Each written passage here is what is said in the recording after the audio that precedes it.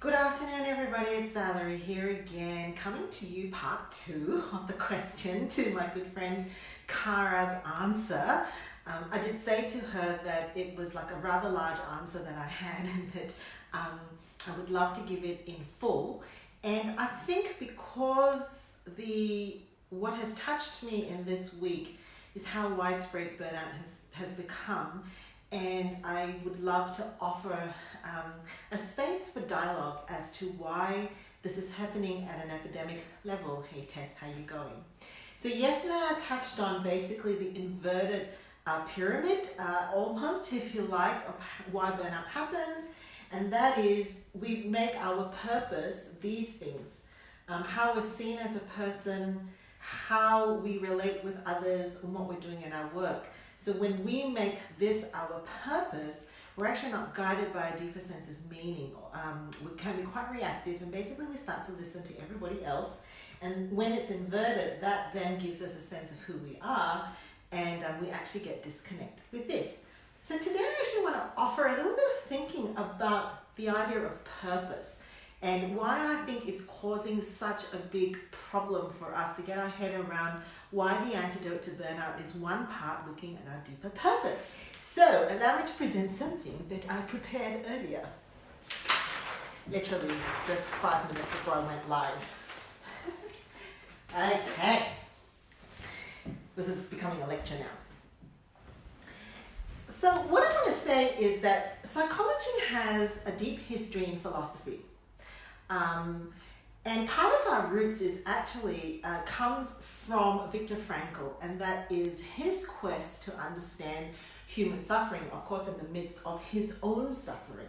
What does it mean to be human? What does it mean to suffer? And Frankl goes through, I'm not very well versed in it, however, my understanding of it is he basically comes to the conclusion that mankind's pursuit is a pursuit to find meaning and to find purpose. And that is, without purpose, we are not human. We are driven to find that. And you can actually find a lot of that thinking in the earlier theories of psychology as well. If you look at Ericksonian models, if you look at Rogerian models, I won't get technical, but essentially, Frankl has 3 areas, I suppose, that he looks at when we think about meaning.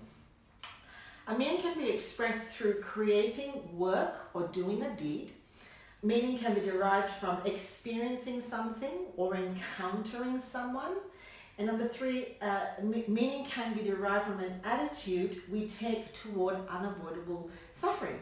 Now those 3 ideas basically have been reinvented and recast in all kinds of different lenses, and I suspect that's where we have actually lost our way with our idea of what is purpose and what is meaning. My argument is that the search for meaning is a transformational one. It's not a transactional one. Let me say that again.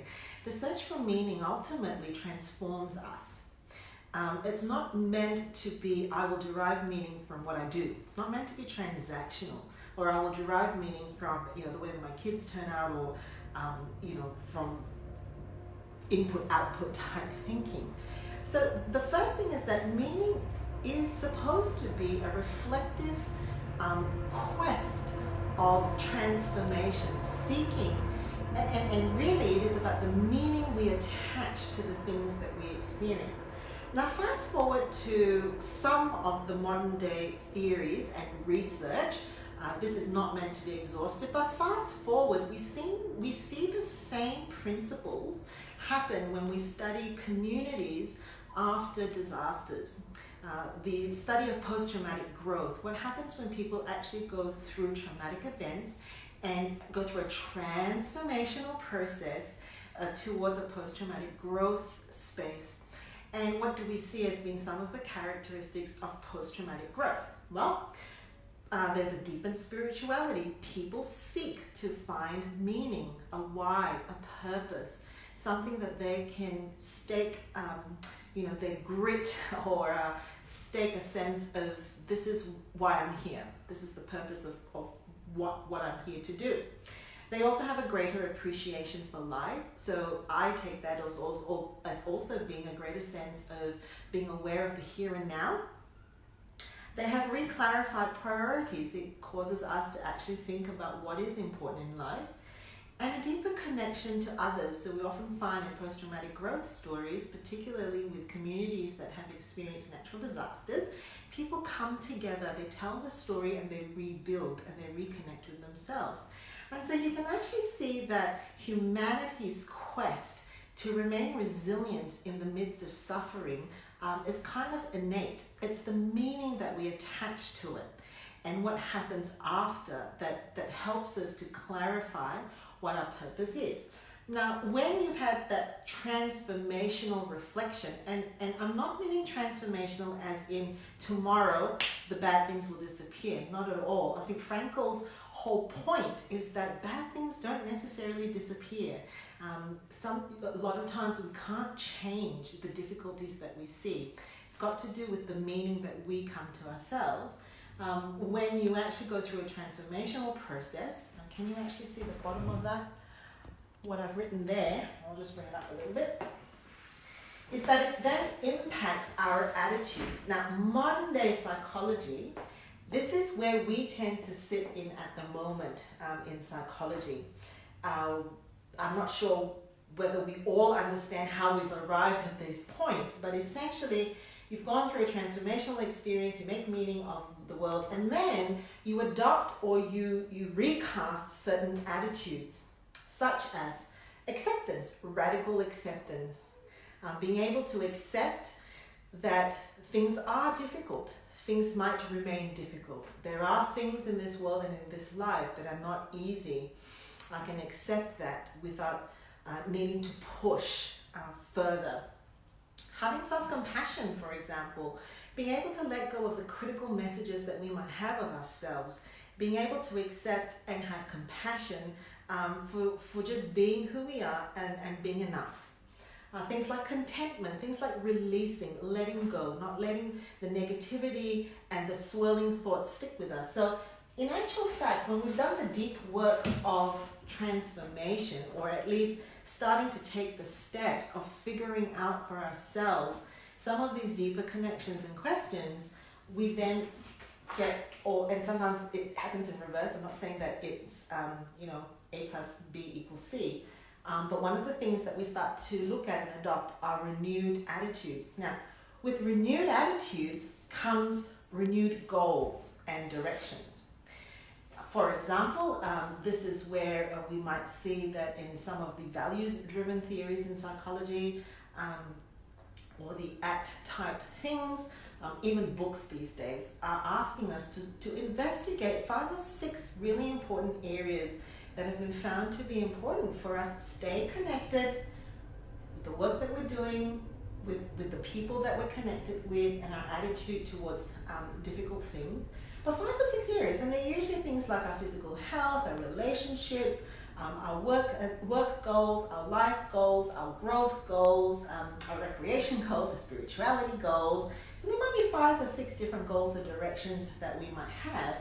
And that's usually informed by our values, what's important to us, right? And this is where you get into that resilience space as well, being able to problem solve, to say, once you've kind of looked at your attitudes, looked at the meaning, being able to then problem solve in these spaces. And it's a journey. So when we are in therapy, we don't get to do all of this all at once. Sometimes we have to start at different points. But I guess what I want to suggest is sometimes we may be getting stuck in I can't find my purpose, or I can't find my meaning, because it's a little bit too hard for us to think in the transformational space. We are stuck in the transactional space. What do I mean by that? I think when we already have a sense of ourselves, if we're perfectionists, if we're overachievers and we're drivers, and our identity actually comes from the things that we do, then we're going to be negative and critical about ourselves when we don't feel motivated to do big things, or when we don't feel intrinsically like we're desiring to actually make change in some of our areas. And that's really where I think part of the issue with burnout comes, and why we get the disconnect with our purpose, is that by inverting that, we're actually looking really more at transactional, utilitarian models of well-being and connecting with others, versus a more transformational process of growth. Wherever you land in this season of life, it doesn't have to look grand. I remember when I was with young kids and babies who didn't sleep, it was enough of a goal just to be able to have breakfast and maybe a shower, and that was it. But that didn't mean that I was without purpose, right? That just meant that I had to come to a radical state of acceptance and self-compassion to say that for this season, perhaps the purpose is to just show up and turn up for the kids and make sure that they're fed, that I can actually have a peace of mind to know that that has been my purpose in my role. I did another sheet, but it got a little bit too much. So this is just meant to prompt a little bit of a clarification conversation. I'd love just for us all to have conversations about perhaps rethinking how we think about the question of purpose and meaning into something that can truly, truly give us a sense that we've got this. We've got this. All right, take care.